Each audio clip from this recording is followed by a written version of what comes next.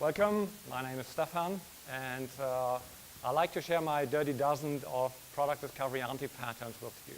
So all the behaviors and issues that prevent us from figuring out what is actually worth building. Question, who of you is using an Amazon consumer device or service? By the way, Prime is missing. Kindle reader, remarkably useful. Echo Alexa, nice combination, a bit creepy, but there's something worth exploring, right? Fire tablet, Fire TV, okay-ish, not bad. But what about the Fire Phone? The true outlier on this sheet here. I mean, don't get me wrong. Amazon had a fair share of big bets that went awfully wrong. Remember Amazon auctions? No, of course not. That was 20 years ago. It's now part of Amazon markets, right? So they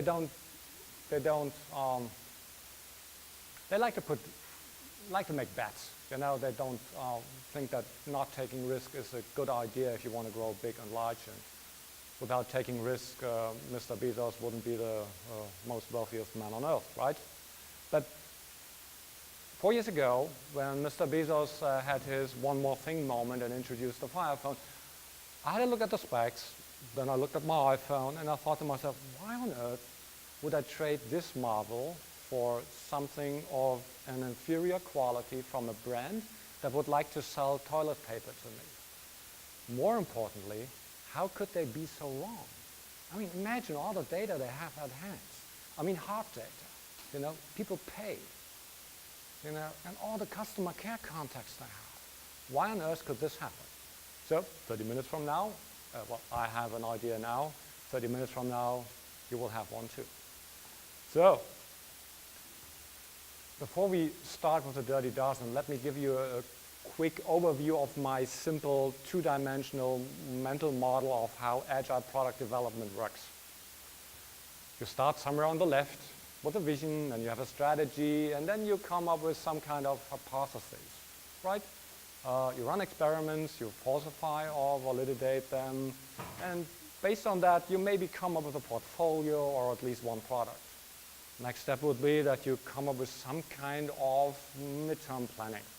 Some people say, okay, this is a roadmap, I don't care how you call it. The near-term planning. We're getting more concrete, right? In Scrum terms, this might be the product backlog, 2 to 3 sprints, no more. Then we get even more concrete. Short-term planning, sprint backlog. And then we actually start working, and at the end, we deliver something in a continuous mode to a resilient system. And this is done all the time at the same moment, repetitively. Maybe at different cadences. You don't swap the vision every 2 months, right? But this is all going on at the same time. So the left side is more the discovery side, the right side is more the delivery side. Then we somehow meet in the middle. It's not always clear how this works out. What I like to point to is, if you want to do product discovery, please go to the left, right? Because you can create a great vision on a napkin. However, if you want to do product discovery on the right side, maintaining a full-blown content delivery pipeline is something completely different and significantly more expensive. So this is my model.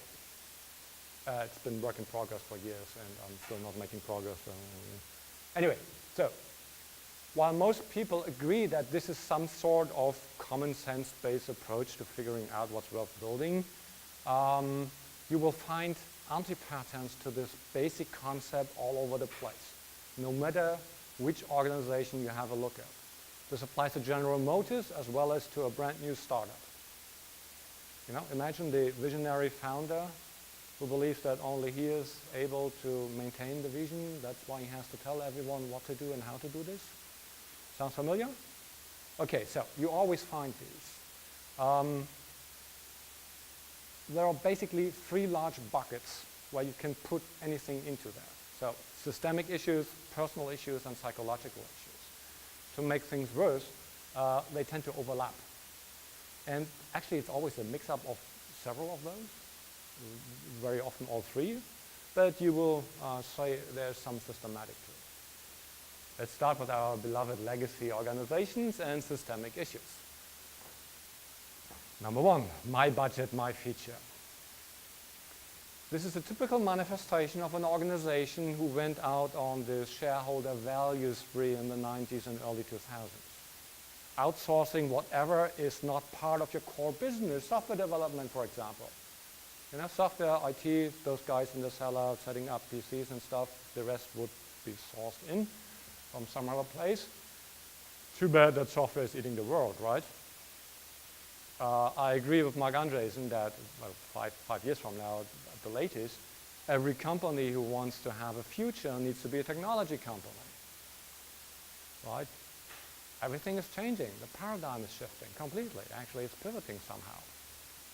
Now, the problem is these organizations are usually built around functional silos.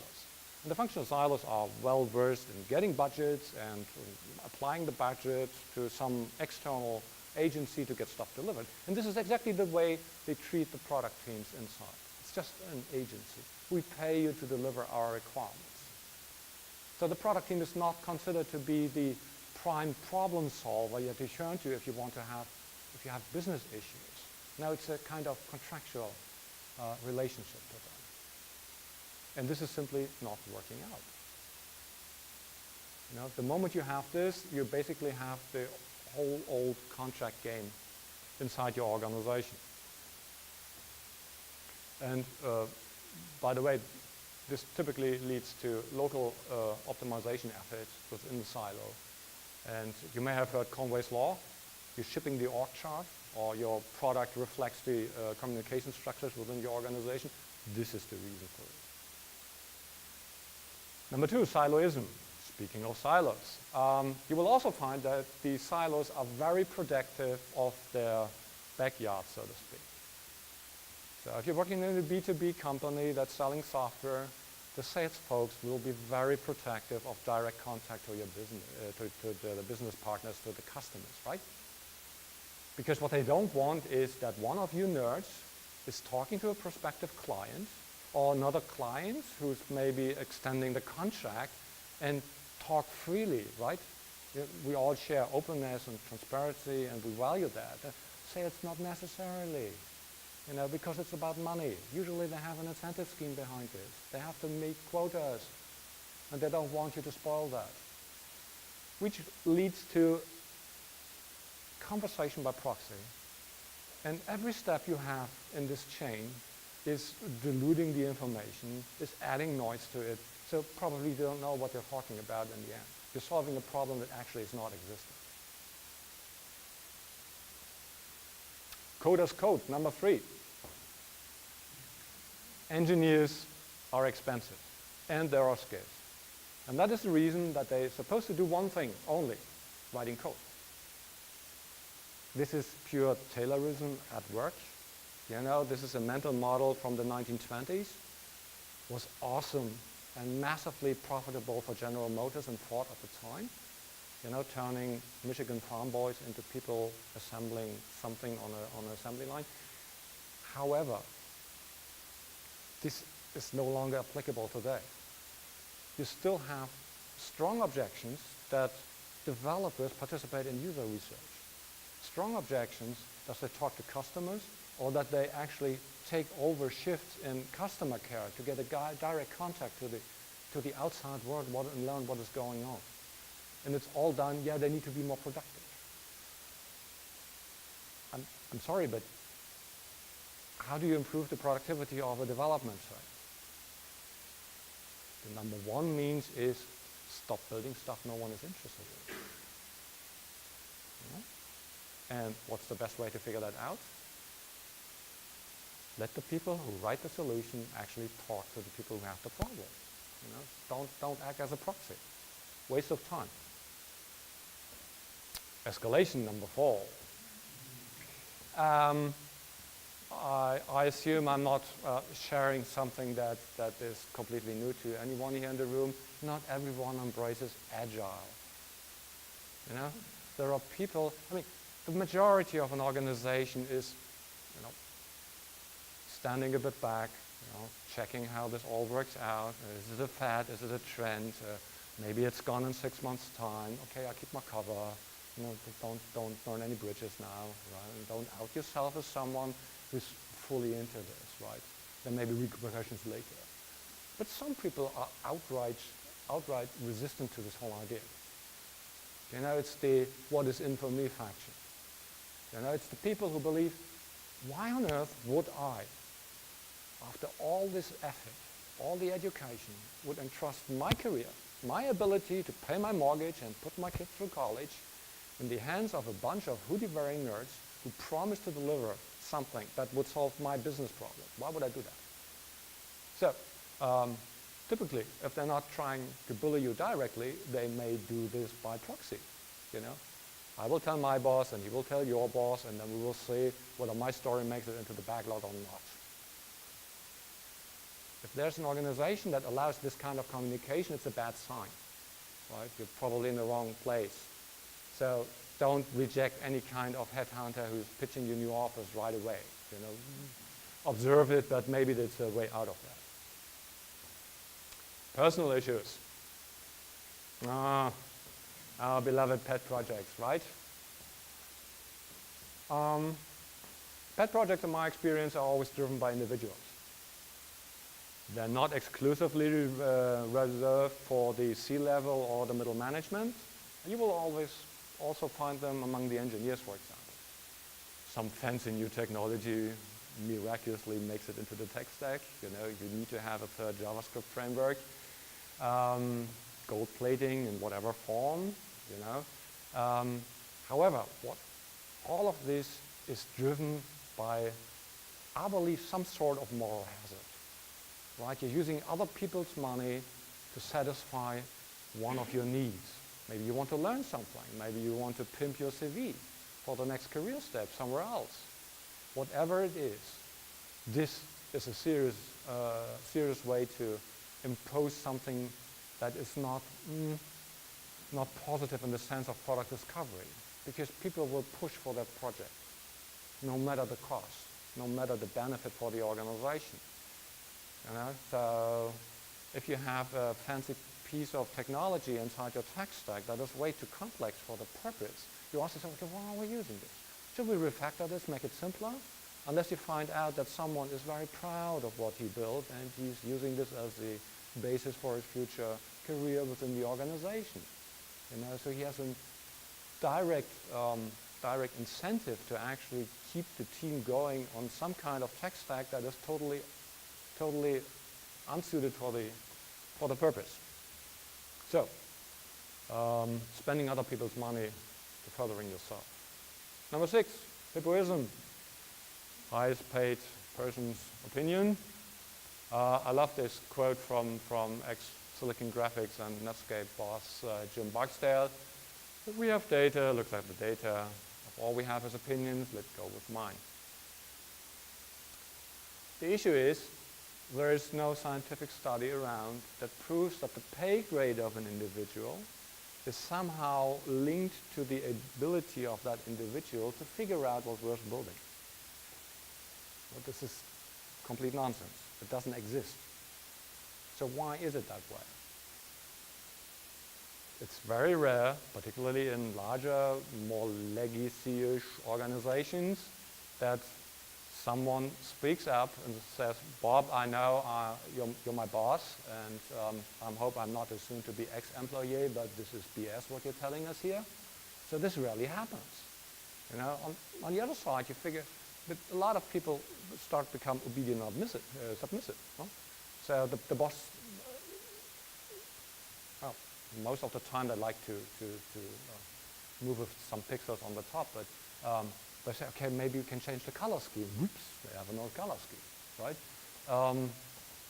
This is not really healthy, as you may imagine in the long run. This is opening the Pandora's box of psychological safety, and let's be transparent, Scrum values. So you can build whole workshops around this thing here, if you want. Bonus at risk, number 7. You may guess I was working for a sales-driven B2B software company, and 4 weeks before the end of the quarter, the must-have requirements started to come in a desperate effort to build something that might bring in some revenue on top of that. I mean, this is the simple variation of this. The mean one is when they start selling features without talking to you to close deals. This is the hard thing. Because when they close deals, or we have some kind of legal agreement, maybe that is also pointing in the, okay, probably we're eligible for paying damages here. No, eligible, no, it's wrong. We are maybe paying damages for not delivering on this feature. This is a good way to derail really your complete product discovery process, because now it may make sense to avoid legal damages that you actually start building something you never intended to build. So, bonus at risk, always fun. More fun, however, is the next category, psychological issues. Our brain is playing so much tricks on us. Have you read Kahneman's Thinking Slow and Fast? Our keynote speaker was referring to it and dismissed one of the hypotheses of Mr. Kahneman. Anyway, the book is great. Do so. It's about $20 or something. Substitution. Kahneman has an idea how our brain works. Basically, he says there are two systems. System one is the one that's permanently scanning the surrounding, trying to figure out whether there are new risks. You know, that was very helpful 10,000 years ago when we were roaming the savannas, but we still do this. It's also the one that's built on heuristics and that's coming up in a fraction of a second with an answer to basically all questions. You know, it's system one, you don't have to do a lot for system one. It's always up and running, and it's not taking too much energy. System two is a different kind. You know, it's a newer part of the brain. It's the one that's analytical. You know, that you have to fire up to actually answer some questions, and it's consuming much more energy. So he says, actually would like to avoid wasting energy. So maybe there are some situations where system one can take over for system two. And one thing that he mentioned was substitution. Imagine you have to answer the question, how is your life nowadays? That sounds like a system two question, right? I mean, career, family, work-life balance, future, health, I mean, tons of stuff. That would require serious consideration. Wouldn't it be much easier to answer the question, how's your mood today? That you can deliver instantly. Well, sun is shining, breakfast was good, the boss finally has air conditioning again, so I'm in quite a good mood. Now the trick is here that we believe we answered the original question. However, we answered a completely different question. So, whenever people are totally driven and tell you, we know what we have, I know what we have, follow me, I can show you the way, they might really believe that. It's not just loving their solution instead of the problem. They really might believe that.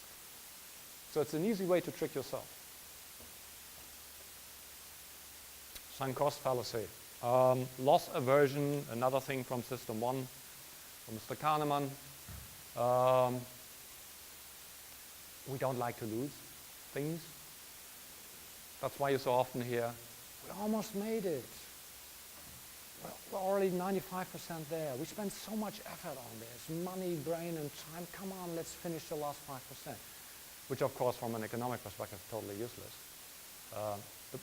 It's called sunk cost because the money is gone. You won't get it back, right? So even the last 5% is a new investment you should consider. Will this new investment deliver return on investment? Yes or no? And if your answer is no, you just kick it. Very simple, in principle. However, I guess we all have examples why this is not always happening so. My beloved one is the new Berlin airport. I started planning this in 1991. I started building it in 2006. I had the opening scheduled for 2011, I believe. And then now think maybe 2020 is a reasonable thing. Cost ballooned. There are serious suggestions to tear this thing down and just rebuild it. It might be faster. I mean, have you ever traveled to Berlin? It's a shame, really, anyway. But this is my example of sunk cost fallacy. It always said, yeah, 1 more year. Okay, yeah, we just need to do this. And it was going on and on and on and on. It's been doing so for 8 years or 9 years. I'm not convinced that they will open in 2020. And by the way, it's already too small. Yeah? We'll start planning to expand. Validating your solution. We are all data-driven, right? We all know what to build.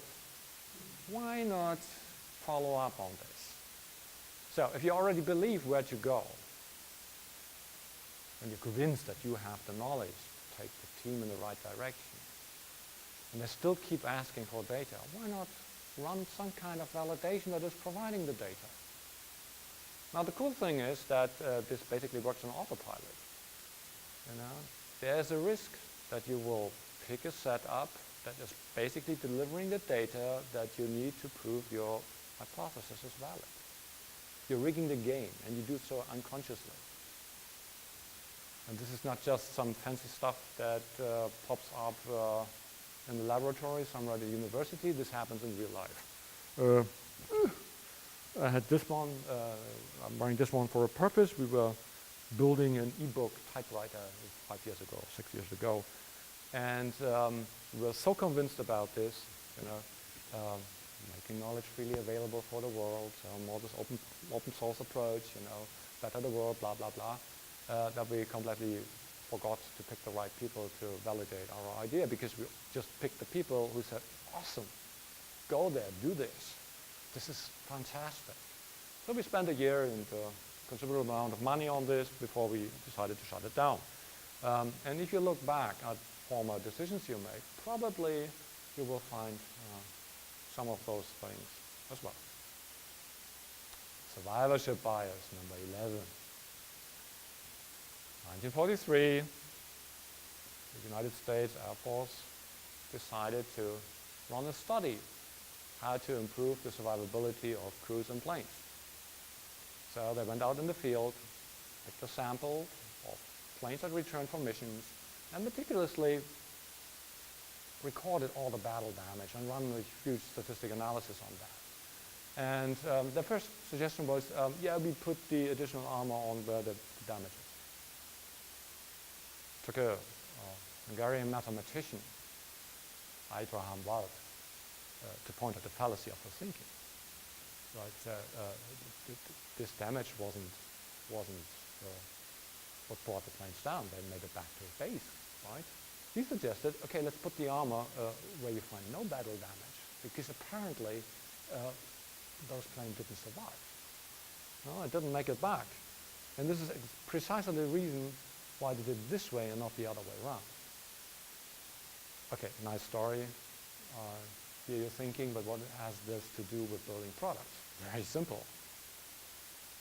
Which group is delivering the most data to you? The folks who are already paying you. Those are the planes that made it back to base. And you're building now on top of that what they want. If you focus solely on the data of your paying customers, you're basically putting armor on the battle damage and not the other way around. You should be focused on those at the beginning, because that's the way to broaden the market share of your product and basically to figure out where your product is actually heading and belonging. Maybe you should pivot, but you don't know because you're so focused on the tons of data that you have. Isn't that obvious? We should build more for those guys. I don't think so. Yeah? If you focus on that, you get something like Word. So, think about it. And the last one, psychological distance, or people are not capable of walking in your shoes.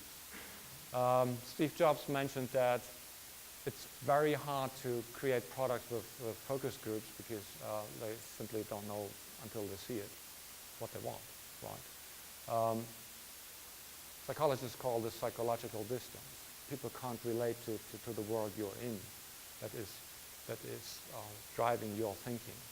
Your cognitive abilities, your biases, whatever, heuristics. So, asking customers, prospective customers, users, whatever you like to call them, what features do you need is completely futile. A, they probably don't know what they need. B, even if they knew what they need, they would probably not be able to frame it in the right way. Remember this, if your only tool is a hammer, every problem looks like a nail? That's why you have so many, we need a button, or we need a link here, requirements. Because people don't know anything except buttons and links. That's why they suggest it. So,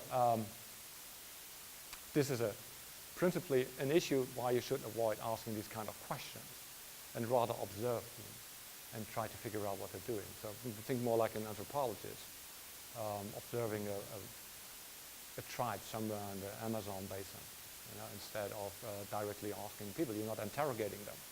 There's another issue, reciprocity. So if you invite people, if you spend time with them, if you give them attention, maybe even a cookie and a coffee, people like to be grateful. If you ask them, what features do you need? They probably come up with something because they want to be nice to you. They want to reciprocate your kindness. That's another issue that you need to be aware of. So, let me wrap up. We started with my budget, my feature. Then we had a brief look at silos and how they're treating communication. Good coders write code, they don't talk to customers. We will see what's happening here. I want my feature. And if you're not delivering it, my boss will make your boss do this. Pet projects, I need a new job, but I need more qualifications, so why shouldn't my current employer pay for this? Hippoism, I know best where to go. Bonus at risk, please let's try something, otherwise we'll make less money. Substitution, it's always easier to ask other questions than those that you actually should be answering. Sunk cost, loss aversion, we don't like that. Let's finish things. Validating your solution with a self-fulfilling prophecy, producing the data you need to actually deliver the data-driven, messy thingy for the rest of the organization. Survivorship bias, focusing on the wrong set of information. And psychological difference.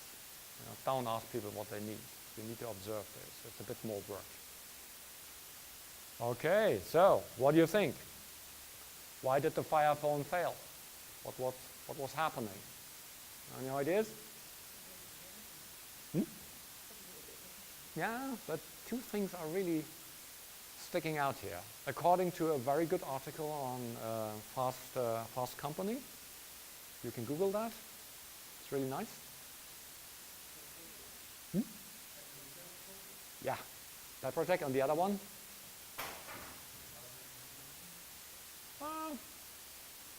The one related to pet projects. It was indeed just pet project, yeah? So the super product manager took care of each and everything. No one could make a decision without him signing this off. And basically he designed the phone, right? He built a phone for himself, not for the customer. And I don't know that he has done that ever since. So just a few $100 million that come up. But I think it was a cool launch party or something like that. He had his one more thing moment, although he wasn't wearing a black turtleneck. Okay, so.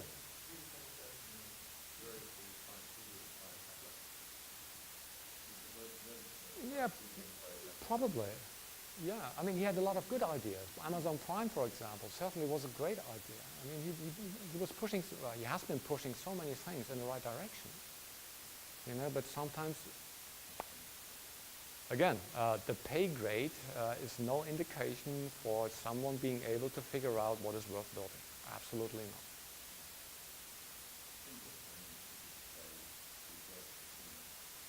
Yeah. But, I mean, the lone inventor is a myth.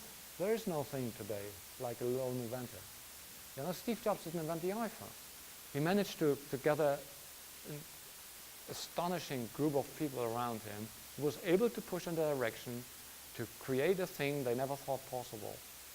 And that is his legacy, I believe. But he didn't invent the iPhone. And Jeff Bezos did it in the wrong way. He was basically designing the phone. He was not giving feedback. Apparently, they seem to have a quite similar personality otherwise. Okay, so, yeah, that's it. 30 minutes, you know, shorter trumps longer. If you'd like to get in contact with me, I curate the Food for Agile Thought newsletter. So 7 suggestions every Sunday evening, what you should be probably reading. I know 7 is a lot. Maybe read 1 or 2. I'm also hosting a remarkably productive Slack group. We're almost 3,500 people, which means that about 30 to 40 people are really active. Another 100 to 150 are sometimes active, but really you can ask questions and they answer questions. It's really a great place to be. And it's complete a-hole free. You know, I check everyone who wants in there. And if you have a strange email address, you're not let in. And of course, write a bit of stuff. So if you'd like to read more about this, just go to the blog. You will find all the... there should be also a webinar about this if you'd like to learn more or something like that. Otherwise, no further questions. Thank you. It was a pleasure.